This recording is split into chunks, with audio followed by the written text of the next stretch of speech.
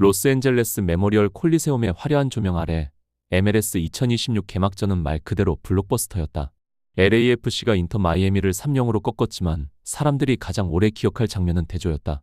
마이애미가 볼을 지배했고 LAFC는 냉정하게 역습의 칼날로 경기를 끝냈다. 볼점유는 마이애미, 골은 LAFC. 인터 마이애미는 자신들의 DNA 그대로 경기를 지배했다. 점유율 68.6%로 공을 돌리며 LAFC의 수비 블록을 흔들어 끌어내려 했다. 하지만 LAFC는 많은 볼이 필요 없었다. 이미 각본을 준비한 팀처럼 뛰었다. 점유를 내주고 실수를 기다린 뒤 손흥민의 다리와 부안가의 날카로움으로 속도를 폭발시켰다. 수치만 보면 비슷해 보인다. 슈팅 시도 12-12, 유효 슈팅 4-3, 코너킥 4-3. 그러나 결정적이었던 건 찬스의 질과 LAFC가 때를 골라 찌르는 타이밍이었다. 손흥민 득점 없이도 경기 위에 지문을 남기다. 손흥민은 골을 넣지 않았지만 전반 LAFC의 가장 큰 위협대 부분에 손이 닿아 있었다. 6분 손흥민이 뒷공간으로 빠져나가 1대1 상황을 만들었고 마이애미 골키퍼가 각도를 좁히며 뛰쳐나오지 않았다면 LAFC가 일찍 앞서갈 뻔했다. 그리고 36-38분 전환의 분기점이 왔다. 인터 마이애미가 중원에서 볼을 잃었고 LAFC는 초고속으로 전환했다.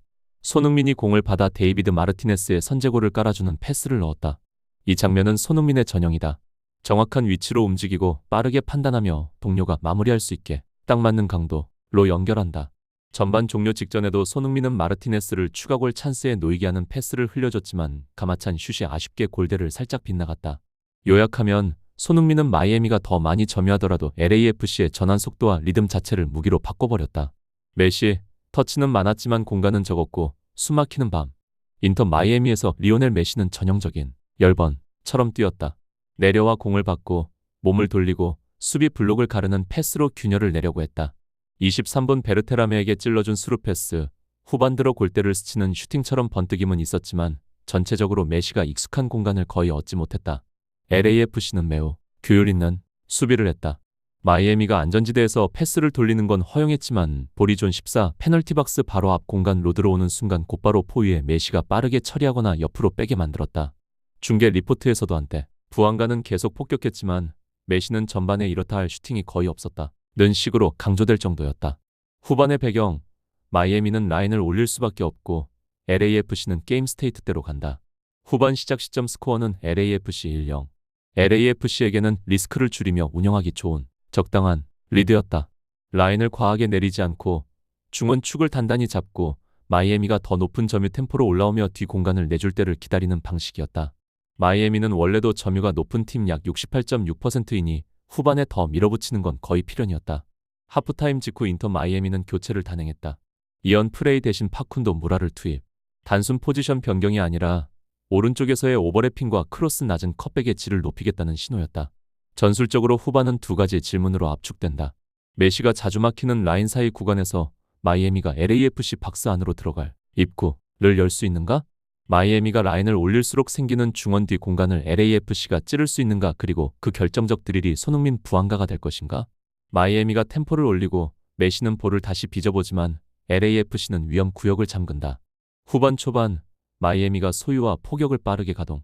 후반 초반 인터 마이애미는 하프스페이스 햅스페이스에서의 슈팅과 전진을 곧바로 시도했다. 50분 메시는 박스 왼쪽에서 왼발 슛을 날렸지만 공은 크로스바 위로 떴다. 결과는 빗나갔어도 메시를 더 일찍 더 편한 발 위치에 놓겠다는 신호였다. 51분 마테오 실베티가 중거리 슛을 시도했지만 위고 요리스가 정면에서 잡아냈다. 이런 슛은 결정적 찬스가 아닐 수도 있지만 수비 라인을 몇 박자 더 뒤로 밀어넣는 체온 제기 역할을 한다. 메시 무라 새로운 공격 루트의 조짐. 53분 메시의 패스를 받은 무라가 박스 오른쪽에서 슈팅을 시도했으나 막혔다. 주목할 점은 무라가 들어온 직후 45 교체 메시가 곧바로 그를 사이드 펌프 포인트로 쓰기 시작했다는 것이다. 메시가 끌어당기고 타이밍을 보고 빼주면 풀백이 치고 올라오는 그림이다.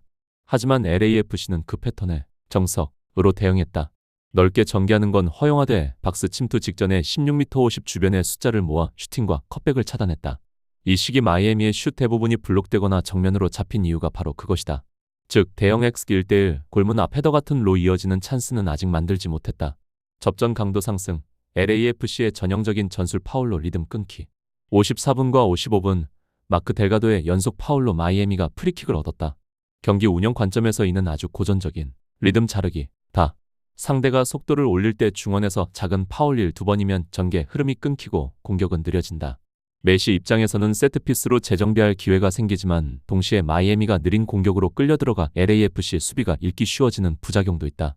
마이애미는 크로스를 늘리고 LAFC는 간격을 유지한다. 손흥민은 수비적으로도 영향력을 보인다. 계속되는 슈팅, 그러나 또 차단. 57분, 실베티의 중거리 슛이 다시 블록됐다. 이는 두 가지를 말한다. 마이애미는 여전히 진짜 침투 패스가 부족하고 LAFC는 슈팅을 막기 위해 앞으로 뛰쳐나갈 사람이 늘 준비되어 있을 정도로 팀 간격을 잘 유지하고 있다는 것. 의도된 파울이 늘어나는 중원. 59분 베르테람의 파울, 60분 부안가 핸드볼 판정. 이 구간은 중원에서의 충돌이 더 거칠어졌음을 보여준다.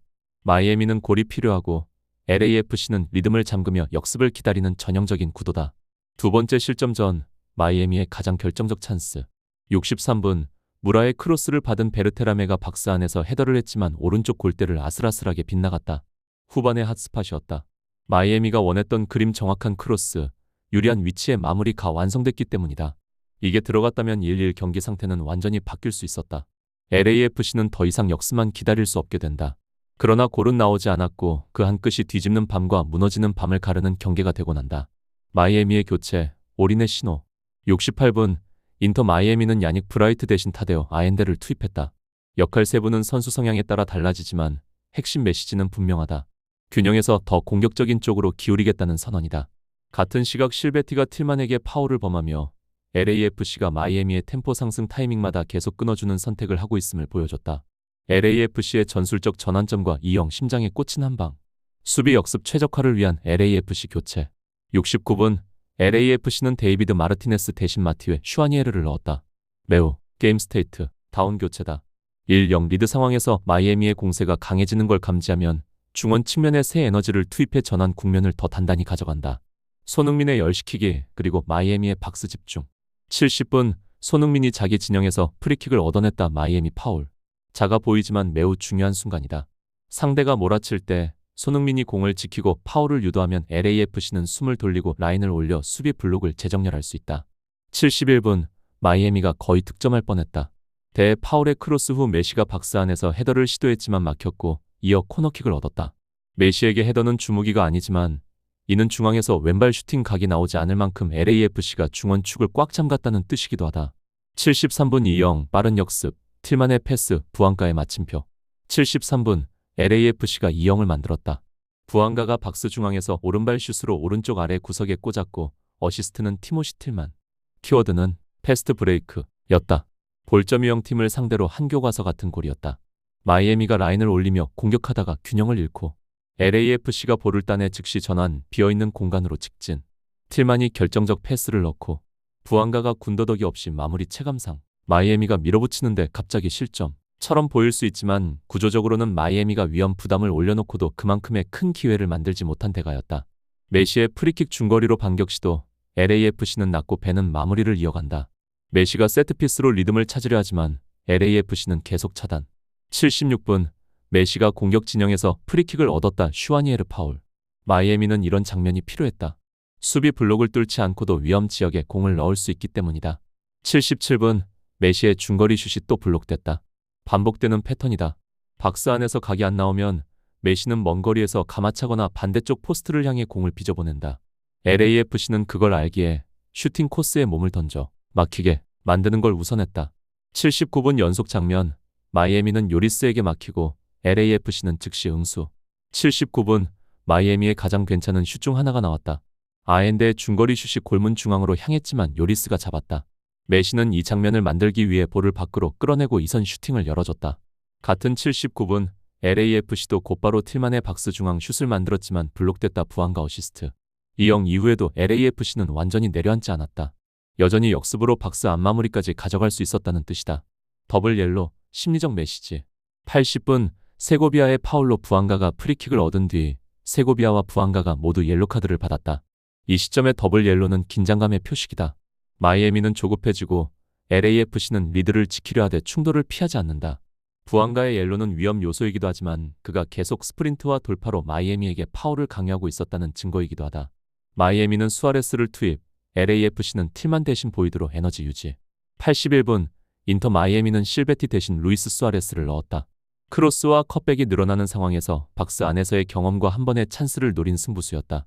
82분, LAFC는 틸만 대신 타일러 보이드를 투입했다. 틸만이 2형 골의 핵심 연결골이었다면 그의 교체는 남은 시간 동안에